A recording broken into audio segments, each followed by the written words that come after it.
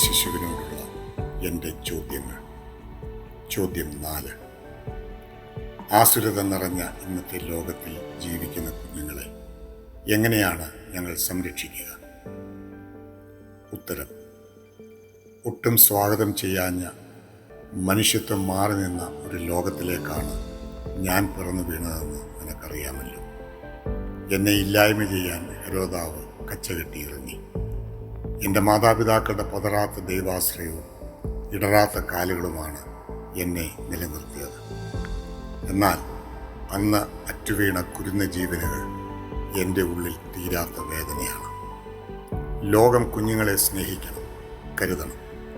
അവർ നിർമ്മലരും നിസ്സഹായരുമാണ്. ഓരോ മാതാപിതാക്കളും യോസഫും മറിയയുമായി തീരണം.